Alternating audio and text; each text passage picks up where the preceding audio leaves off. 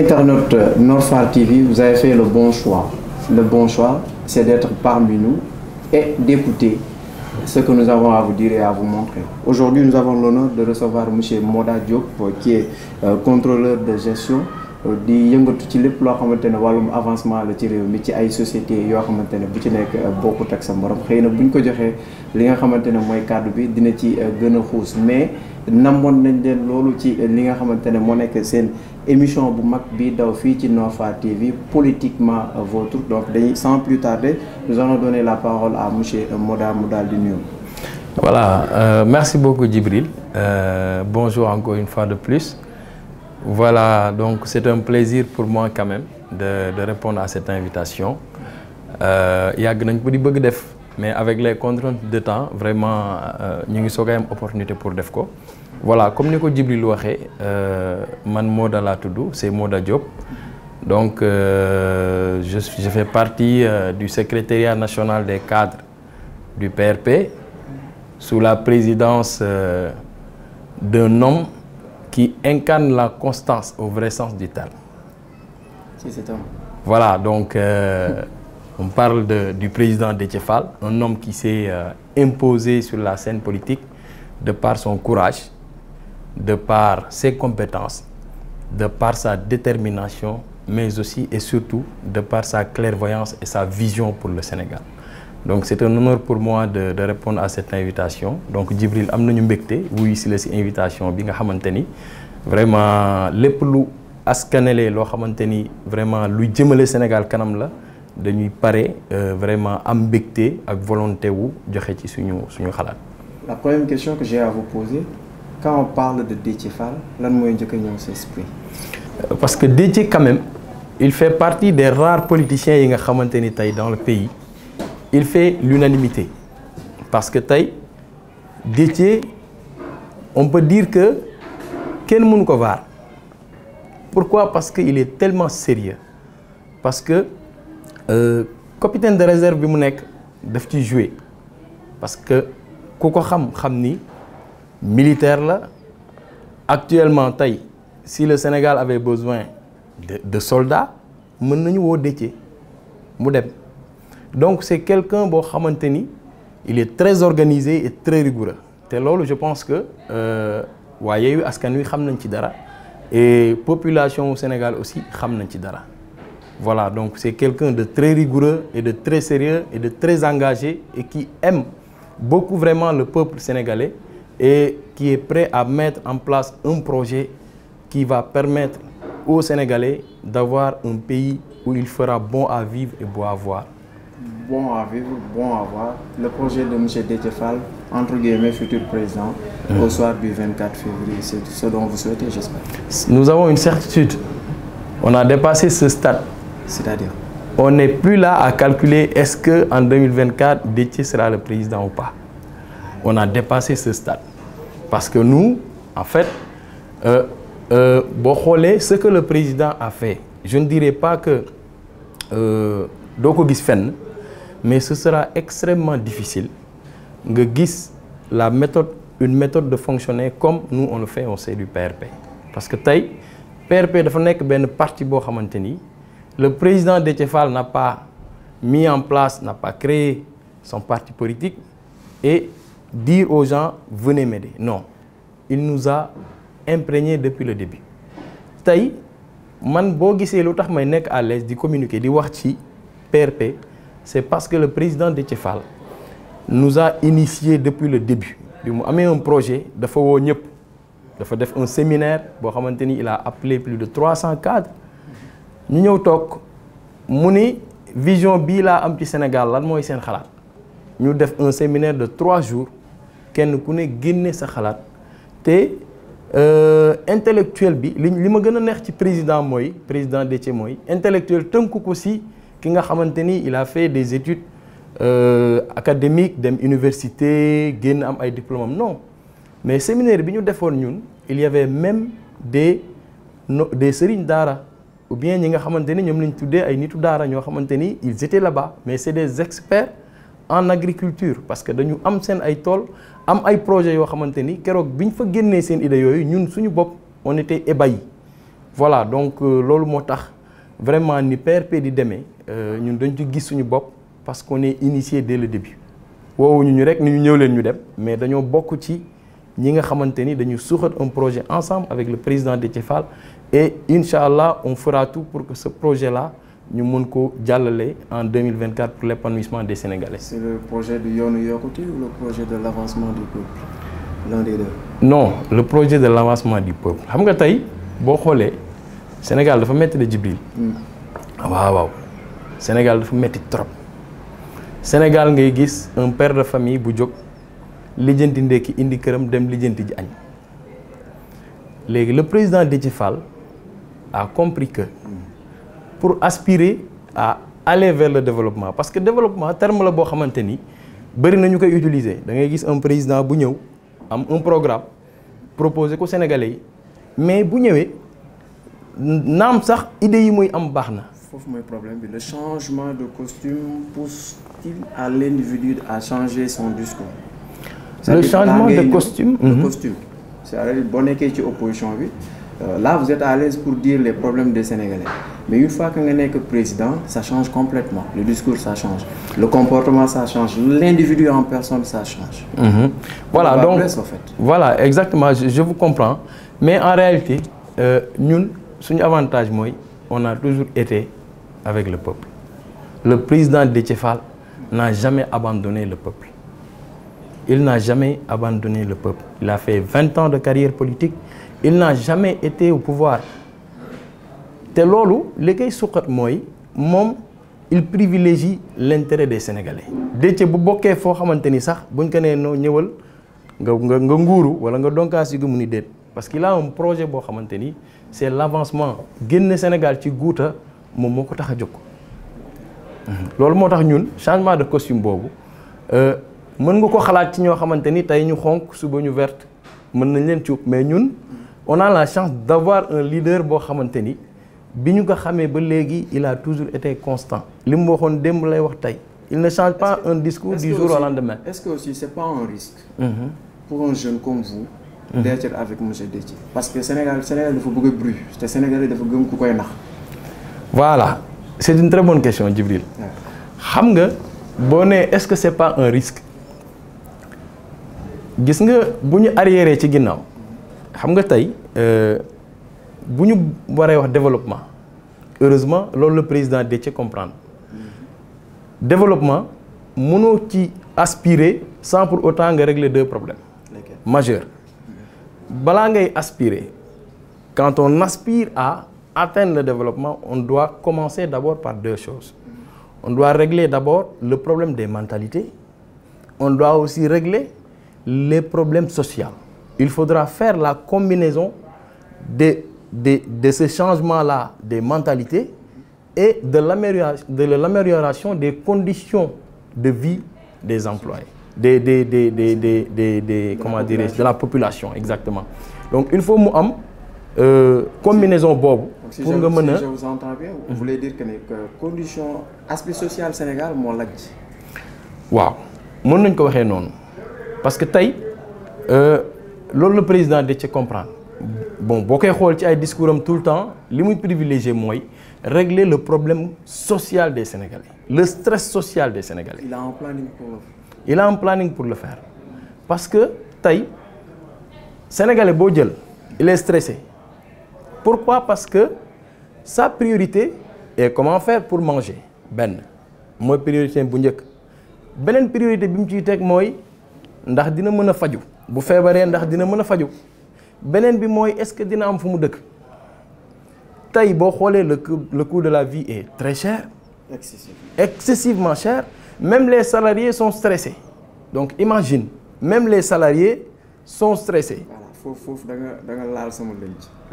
question boobu sax dafa waroon ñëw bokkoon na ci question yi nga xamante ne jàppoon naa ne sax waroon na jiitu parce que tout le temps dañuy gis président Déthié day wax ci problème bi Sénégalais yi di dund mais ban solution lañu am te ba pare dama dégg benn politicien bu mag wax ne état du solution am solution pour état amul résolution ak solution pour état amul teew mi teew moo am mais lan la Déthié Fall war a mën a teg ci loxo Sénégalais yi lu leer parce que ndekki añ reer amatul fenn.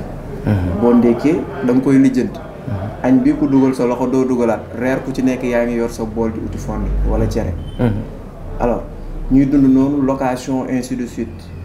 D'après vous, est-ce que vous pensez sérieusement que Déthié est la personne idéale pour nous? Déthié est la personne idéale. Lolo, nous avons la certitude à 1000%. Nous avons la certitude à 1000%. Vous en êtes où au niveau des parrainages? Bon, parrainage, nous déposé nous sommes parrainés bu yàgg ñun moom suñu président defoon na déclaration pare woon nañ ba jox sax suñu membre opposition bi nga xamanteni mataluñu woon. ñun moom voilà ñun moom teel nañu matal. ñun moom vraiment j'espère que bi yoon doo leen am problème bi ngeen amoon ci élection yi. non musuñu am problème parce que tey Djibril vous êtes au courant du plan Déthié Fall quand même. Aujourd'hui, s'il y a une cohabitation à l'Assemblée, quand même, c'est le fameux plan Déthié Fall. Il y a toujours la cohabitation à l'Assemblée. C'était le fameux plan Déthié Fall. Parce que la cohabitation à tout prix. Exactement. Lolo, il a réussi parce que c'est lui qui a eu cette idée et il l'a présentée à la coalition Yewwi Askan Wi. Et c'est grâce à son plan Déthié Fall qu'aujourd'hui, il y a une cohabitation à l'Assemblée nationale, ce qui n'est jamais arrivé. Moussoul Ab, depuis 60 ans, Binyame indépendance, cohabitation, Moussoul Am, Assemblée. Donc, beaucoup de cohabitation, vraiment, on le doit au très pertinent et éloquent, le visionnaire, l'homme constant, le président Déthié Fall. Léegi parrainage yi nee ngeen yéen motal ngeen ba ngeen di abal ñeneen ñi mais actuellement foo leen toll ci caution beeg. Caution yi Djibril ñun ñoo njëkk déposé. non en fait soo déggee may laajte pour xam mooy que dafa am ñoo xamante ne dañuy suivre le président Déthié pour xam. déjà fan la toll de actuellement à partir de votre voix. xëy na ñooñu dinañ ci mën a def. ñun matal nañ parrainage te déposé nañ suñu caution ba pare. xam nga ñun làmbatuwuñu xam nga yenn parti yi xam nga élection présidentielle dafa xaw a doon loo xamante ni day bëri ay candidats waaye bu ñu demee ba dernier virage ba mu des exposer programme yóbbu sa caution yóbbu say parrainage foofu la ñuy xamee nag kàngam yi dëgg. ñun xaaruñu kenn ñun matal nañ suñuy parrainage yóbbu matal nañ suñu caution yóbbu. kon doxoo leen dara coow. non ñun coow ñun kay li ñuy xaar mooy ñu pile ñu dem. ñu génne suñuy parrainage mu mat ñu dem xaar élection présidentielle. xam nga tout à l'heure bokk na ci question yi ma ko laajte est-ce que topp Déthié Fall en tant que jeune c'est pas un risque pour yow boo gisoon sax sens bi ma doon yóbbu question bi mooy que président Déthié xale yi ko topp dafa bëri. dañoo gis ne sax même ñi nga xamante ne ñoo nekk waa Pastef ak yooyu dañoo am benn respect bu exceptionnel ci moom. donc quand je dis que topp Déthié Fall risque la te Sénégalais dafa bëgg a bruit. te on voit ce qui se passe actuellement avec le cas de Sonko dinañ ci ñëw ci kanam tuuti. dama bëgg a xam en tant que jeune ban vision la Déthié Fall jaay ba mu war a mun a tax nga gëm toog sa réew pour liggéey parce que ñiy jël gaal gi mbëkk mi ak di dem ñu mel. bëgg naa nga leeralal ma ci lu tax en tant que jeune nga nekk ci Déthié rek nga ne da ngay toog. gis nga dina baax defe naa noonu ngeen tuddee. gis nga Djibril man bi may dugg ci président Déthié Fall boobu y a Abi Touré elle peut me témoigner man waa PRP seet si wuñ ma pour ma ñëw si ñoom man maa dem ci waa PRP. bokk ak ñi ñuy fay pour lañ ñëw. non loolu c'est révolu gis nga Djibril léegi wax naa la ko il y a une nouvelle façon de penser des Sénégalais gis nga léegi da ngay ñëw indi say enveloppe bu xaalis xale yi dañ koy jël def seen poche bu élection jotee ñu dem moo tax man la perception ak vision bu président Déthié Fall am wax ni pour nga mën a aspirer à un développement il faut qu'il y ait cette combinaison là entre le changement des mentalités et le rééquilibrage des différences sociales xam nga léegi nag moo tax ma ni pourquoi Sénégal ma am espoir léegi parce que aussi changement de mentalité boobu déclic la c'est un déclic cela veut dire qu'au début les gens pensaient que quand un politicien vient il vous donne de l'argent et ensuite c'est fini mais léegi les Sénégalais commencent à se soucier du pays loolu c'est un déclic te déclic boobu nag moo ñuy permettre comme que depuis 60 ans mi ngi fi ñuy am benn façon type de politicien yoo xamante ni depuis 60 ans ñi ngi fi. les mêmes personnes mu nekk benn routine buy tourner ñu ñuy jaay des programmes yoo xamante ni day tourner ñu gis ni ñu ngi gën a dugg ci guuta léegi nag les Sénégalais sont éveillés. C'est la raison pour laquelle il y a une nouvelle génération qui est venue. Cette nouvelle génération boobu li ci impressionnant mooy ce sont les jeunes qui prennent de leur poche pour financer les projets de ces jeunes. Te jeunes yooyu le président Déthié Fall ci la bokk parce que depuis aussi 60 ans quand même mënuñu changer aussi nous on a besoin quand même vraiment de changer voilà d'avoir de nouveaux profils de politiciens ñoo xamante ni ils sont des experts dans leur domaine ils ont déjà leur métier te duñu nax askan wi voilà loolu moo tax ñun amuñu sikk sàkka ci nekk ak président Déthié. amoo leen benn problème pour nekk ak président Déthié Fall comme ni nga ko waxee programme président Déthié 63 ou 60 jëm kaw sax mun naa wax ci jeunesse bi ñooy daal di fal bu njëkk dañ doon fay mag ñi wala jox leen ay vaccin suñu yaay et tout ngeen na loolu yëpp c'est révolu grâce à président Déthié ubbiwaat na bët yi ubbiwaat na porte yi pour une jeunesse soit du 23 ou du 24 de 23 au 24 février 25 26 loo ciy xalaat fu mu lay fekk président Déthié Fall ñu ànd ak suñu président jubilé rek parce que ñun on est là pour ça loolu moo ñu dugal ci projet bi parce que gis nañu ni il a les capacités qu'il faut te vraiment bi ñu dalee jëflante ak moom ba léegi lu mu ñu wax c'est du béton moom naxuñu il est très proche de nous il est très proche de la population est-ce que xam nga le président Déthié avant muy mettre en place son programme il a fait le tour du pays Sénégal il a fait le tour du pays li ma lay wax naan la moom ay acte lay def pourtant bu ko neexoon bi muy def le tour du pays mu woo caméra yi nit ñi topp ko mu ni mi ngi def tournée mi ngi non defu ko. mais président Macky tamit def na même système bu mu bëggee falu en 2012. non mais waaw mais ñun xam nga ñun loolu jàll na xam nga bu dee président Macky wax dëgg yàlla yor nañ Sénégal waaye nag ñoom dañuy jeexal. waaw ñun moom dañuy rafetal rek parce que ñoom dañuy jeexal ku ne da ngay yor boo jeexalee jox sa moroom mu dem ñun nag heureusement on a un leader boo xamante ni li mu njëkk def mooy dafa dem seeti population yi ku ne mu waxtaan ak yow. ba xam fii metti parce que tey góom boo ko bëggee faj doo taxaw di ko raay da ngay dem ba yegg xam lan mooy problème bi après nga mën ko faj voilà. jeune bu dugg ci bureau de vote. ban conseil nga koy jox. jeune bu dugg ci bureau de vote li ñu koy conseillé mooy mu dugal bulletin président Déthié Fall parce que ñun loolu moo ñu fii non président Déthié Fall la ñu àndal parce que programme am la ñu gis ñun on a vu son programme.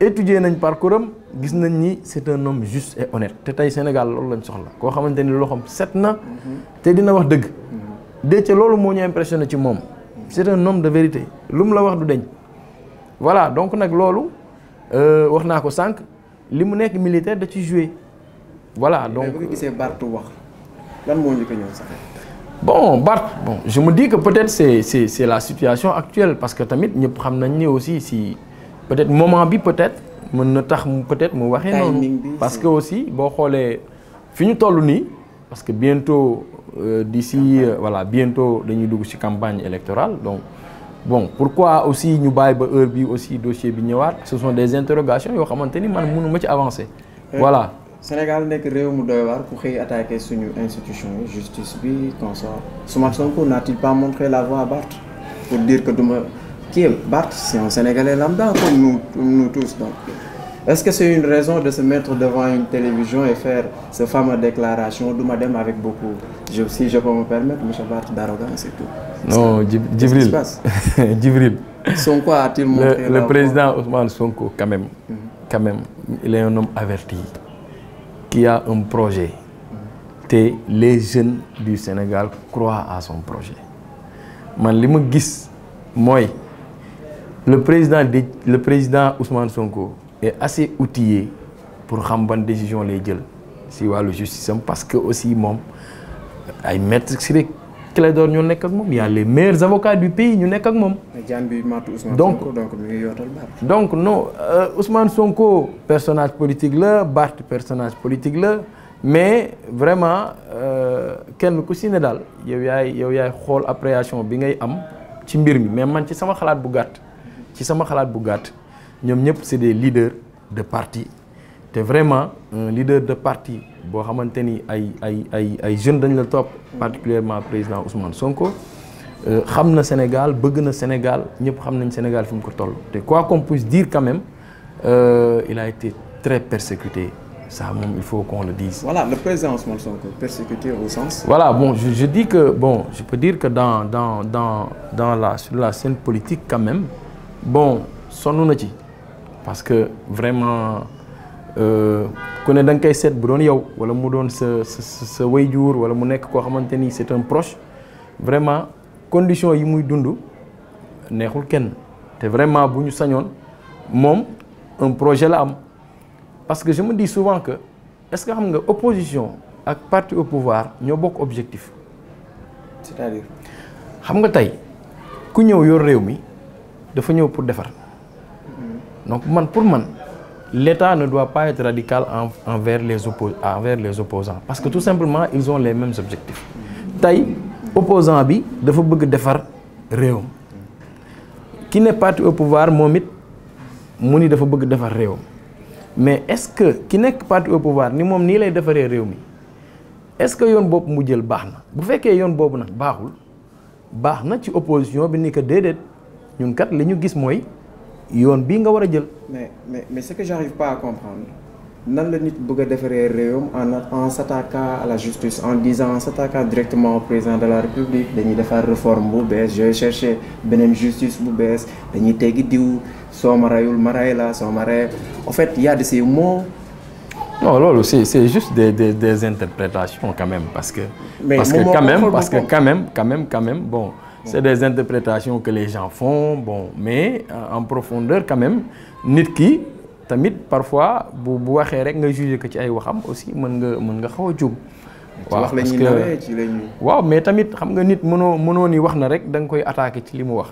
Voilà donc pour man aussi balaa ngay ni nit ki par exemple warul woon doxalee nii nga xam exactement lan moo ko motiver ba mu wax loolu mais daal en tout cas que ça soit Barth que ça soit Barthélémy muy bépp leader bu mu mënti doon ñun on les doit du respect ñun lenn moo ñu indi mooy réew mi ngi dox ñun suñu leader indi na benn projet boo xamante ni gis nañu ni ñun projet boobu buñ ko indee Sénégal dina génn ci guute gi mu nekk donc projet boobu la ñuy défendre mais vraiment leader yëpp la ñuy respecter jox leen seen cër du ñu dénigrer kenn mais ñun gis nañu ni projet bi ñu am kat buñ ko tegee pour ce pays là Sénégal dina génn ci difficulté yi. Monsieur Diop gëm nga ni Sonko Sénégalais Sonko bu baax. donc pourquoi. loolu aw ma ci sikki sàkk. bu baax Ousmane Sonko bu baax. lan mooy problème DGE. non su demee ba justice ne nañ ko réintégrer ci fichier électoral. voilà foofu moom man je ne comprends pas parce que man je suis confus. parce que tey ay wax na ci waxaat. voilà ay dafe dem na bon même moom aussi dem si Clédor boo xoolee. vraiment avec son âge aussi. quand même dem xaw na sonn foofu te man pour man loolu mën na ñàkk. parce que vraiment quoi qu'on puisse dire puisque la justice est là et que tribunal grande instance nee nañ ko réintégrer. Franchement pour man ci sama xel bu gàtt vraiment mën nañ ko jox ay listam après les Sénégalais vont décider parce que aussi je pense que les Sénégalais sont libres de choisir leur président. S'il est réintégré, est-ce que ça fait de lui un candidat? Oui, normalement. Bon, si on dit qu'il est réintégré et qu'il a droit aux fiches de parrainage, je pense qu'il peut recevoir ces fiches. Ils ont peur de lui. Non, ça je ne suis pas sur ces détails, mais peut-être que c'est ça. Mais en tout cas, le président Ousmane Sonko est un candidat sérieux pour l'élection présidentielle de 2024. Mais ànd Yewwi Askan Wi bonne façon ànd Yewwi Askan Wi ànd bu sincère la rek parce que tey. Khalifa génn Barth génn. non loolu mënul ñàkk ci mbooloo xam nga tey Djibril yenn saa yi ay nit ànd jékki-jékki ñu waroo xëy suba ñu àndal xam nga tey nee nga Khalifa Sall génn na mais déggoo fenn fu la Khalifa Sall ne nekkatul opposant il reste toujours un opposant donc ce qui veut dire que qu'il soit dans Yewwi Askan Wi ou bien qu'il ne soit plus dans Yewwi Askan Wi il reste toujours Khalifa reste toujours un opposant voilà donc pour man yenn saa yi ay réeroo mooy mën a am parce que man maa dégg samay nopp Ousmane Sonko nii j'ai confiance à Déthié à 100 ou 1000% loolu man maa ko dégg Ousmane Sonko wax ko et pourtant candidature yi ñu am yëpp au sein de Yewwi Askan Wi mais loolu dañ ko tënk dafa nekk charte bu ñu tënk. En fait, c'était pas Yewwi en quelque sorte, c'était pas Yewwi Askan Wi, c'est Yewwi Askan Wi parce que c'était voué à l'échec. Non, c'est Yewwi Askan Wi parce que tey. Est-ce que c'était pas voué à l'échec? Le nombre de députés Yewwi Askan Wi am tey à l'Assemblée mosul am. Boo jëlee aussi les élections demal élections locales yi nga xool partout au Sénégal les maires là boo xoolee Yewwi Askan Wi ils ont raflé tout te loolu cohabitation bi ñu def bokk un même projet. ànd ci dëgg moom moo ñu may loolu. La cohabitation Yewwi Askan Wi indi na résultat au sens. oui bu baax bu baax mais beneen sens bi may waxee mooy nga jaay nit ba pare jaay ko c'est-à-dire que Ousmane Sonko gars yi dañ ko poussé ba pare. après dernière minute ñu roccee ko bàyyi ko mu def. man de xaw ma kan moo roccee ko est-ce que waaw man de xaw ma kan moo roccee ko waaye président Déthié Fall bokk loolu moom Djibril xaw ma kan moo roccee ko. Mais ba nii le président Déthié Fall n'a jamais abandonné le président Ousmane Sonko. Dans ses discours da nga koy gis lépp loo xamante ni tey Ousmane taxawaay bi ñu war a def la pour Ousmane Sonko président Déthié Fall moo ci njëkk loolu ñun amuñu si sikk sàkk. ñàkk bañ a nekk candidat Ousmane Sonko est-ce que ça va pas à l'avantage de l'opposition? Non ñun en fait amuñu objectif boobu parce que tey le président Déthié Fall daf koy wax mu ni li ñu bëgg mooy des élections yoo xamante ni dafay transparent dafay leer nañ képp koo xamante ni mérité nga bokk voilà des élections inclusives képp koo xamante ni mérité nga bokk ñu may la sa chance nga bokk mais les Sénégalais vont choisir mais ñun on ne dépend pas de l'électorat de Ousmane Sonko mais xoolal li ñu mobiliser ci ay parrains te desal nañu xoolal li ñu mobiliser ci ay parrains ñun dañu am suñu base dañu am des cellules bien structurées parce que ñun au sein du PRP du lu waay neex def dañu am ay cellules dañu am un comité électoral dañu am une école du parti mais loolu demal ci yeneen parti doo ko fa gis dañu am école boo xamante ni dañuy def des formations en interne on tient régulièrement des séminaires chaque week-end on a un réseau des enseignants boo xamante ni récemment la ñu dem à Mbour def seen séminaire ñun du ñu toog ci mbedd yi di débat fii non dañuy dem hôtel suñu séminaire programmatique Radisson Blu lañ ko defee ñun dañuy dem dans des hôtels ñu toog ñu organiser wu def suñu ay séminaire daal di dem parce que c'est dañ nekk ci parti boo xamante ni parti politique bu structuré la voilà donc lambatu wuñu lépp lu ñuy def c'est clair et limpide il y a des cellules il y a des responsables dans tout le pays loolu moo ñu yombalal suñu liggéey moo tax sonn ñu ci parrainage yi. Amadou Ba. choix de l'APR. choix de la dernière chance. waaw Amadou Ba de xam naa ni moom bon amul man de yaakaaruma ni dina am chance ci élection yi ndaxte en fait ce sont les Sénégalais quand même. mais ñoom ñu ngi mobiliser ay 4 millions. non mais mobilisation lan laa la wax sànq. nan la mën a ñàkkee. lan laa la wax sànq parce que mobilisation xam nga mobilisation tey ça ne veut pas dire que ni ñi nga mobiliser ñoom ñoo lay voter wax naa la léegi les Sénégalais ont changé d'esprit léegi li xew mooy. Sénégalais yi ñoo nangootul xaalisu kenn pour dem di la voter boo indee sa xaalis dañ koy jël parce que dëkk bi dafa metti waaye bu élection jotee Sénégalais yi xam nañ ci ñuy tànn. Quelles sont les chances d'Amadou? Non man gisuma ay chance am de vraiment. Parce que profilu politicien yu mel ni. mais c'est un homme d'État. Non c'est un homme d'État duñ ko sikk sàkk Amadou Ba vraiment mënuñu ko sikk ci dara waaye en fait moment bi mu ñëwee moo baaxul. C'est-à-dire. Parce que sénégalais yi ñoo soxlaatul genre politiciens yu mel ni ñi fi nekkoon. léegi sénégalais yi dañoo bëgg changer non ñun profil yu bees la ñuy indi dañuy changer li fi nekkoon la ñuy changer parce que gis nañ ñu def nañ 60 ans ak les mêmes têtes mënuñu changer léegi nag ñun li ñu décider mooy li jeunesse bi décider mooy dem ak ay profil yu bees ñoo xamante ni c'est de nouveaux types de politiciens yoo xamante ni dañuy ñëw ak des programmes clairs et limpides ñëwuñu dàqante ak askan wi ci naxee mbaay te loolu am nañ ci ay preuves parce que tey ku toll ci wut ñëw ni la carrément lii mooy sama projet ma bëggoon ñu xalaat ànd ci liggéey léegi nag liggéey boobu pour mu dox yow da nga ciy jàpp maanaam ñun toogatuñu di xaar pour ñu jox ñu déedéet ñun ñoo gis un projet boo xamante ni gis nañu ni pour Sénégal la parce que aussi booy politique defoo ko pour sa donkaa sigi mais da nga ko def parce que tu as le devoir de rendre service à ton pays. Parce que dafa am ñu jàppee politique liggéey. non am na ñoo xamante ni léegi fonction lañ ko def et c'est malheureux.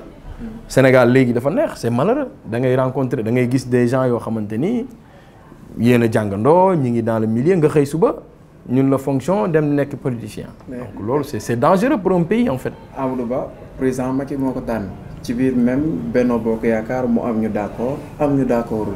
te Amadou Ba avec la machine de l'État est-ce que du am avantage supplémentaire par rapport. bon avec la machine de l'État d'accord ñoom seen biir d'accord nañoo d'accord ñu ñoom seen biir la. ñun vraiment ñun moom wutuñu fa dara. ñoom seen biir ñoom ndegam ñoom ñoo d'accordul ñun on croise les bras di leen seetaan l'essentiel mooy que sache que mu am appareil d'État ou pas élection yi incha allah 2024 am nañu yaakaar ni ce sera des élections transparentes yoo xamante ni tey vraiment dina mën a jaar ci yoon sénégalais yi tànn président bi ñu bëgg parce que loolu lañ soxla ñun tamit soxlawuñu ku ñuy forcer de sénégalais yi ñooy tànnal seen bopp ñooy def seen choix wax ni kii moo ñu doy kii la ñuy jël. monsieur Diop balaa ñuy terminer. bërëb bu ñu nekk yanj na. féex na.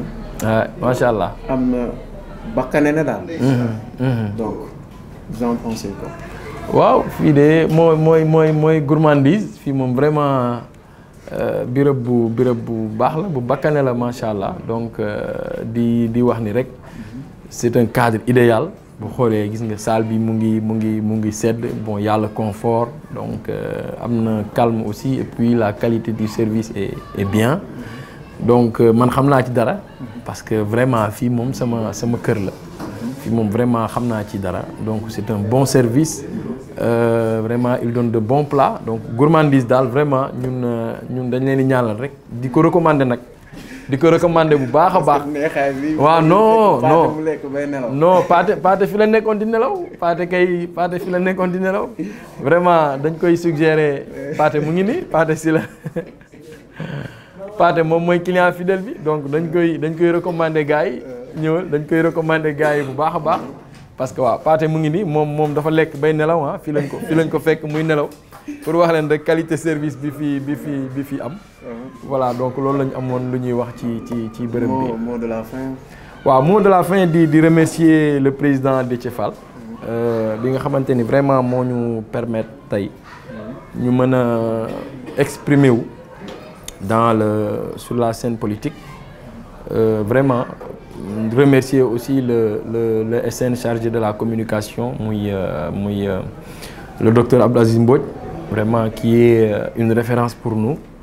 qui est vraiment un homme pétri de talent koo xamante ni ñun dañ koy suivre au quotidien di remercier aussi le secrétaire national chargé de la jeunesse Mouhamadou Dieng di remercier aussi le directeur de l'école du parti muy Mamadou Mbaye moom aussi mooy le coordonnateur du PRP de la région de Saint-Louis vraiment di remercier aussi Amadou Makhoury Dia aussi vraiment ñoo nekkandoo ensemble au sein du PRP mu nekk un frère on est ensemble ak Mansour Dia aussi di remercier voilà le frère aussi du président Déthié qu'on a trouvé par hasard moom aussi ndekee parce que bërëb voilà bërëb bi moo bakkane aussi donc on l'a trouvé sur les lieux aussi vraiment di remercier sama cellule à Saint-Louis la coordination de Saint-Louis Madior ñoom Lamine sama cellule aussi à Sor Diagne ñoom Rama Diop ñoom Moustapha Ndaw El Hadj Cissé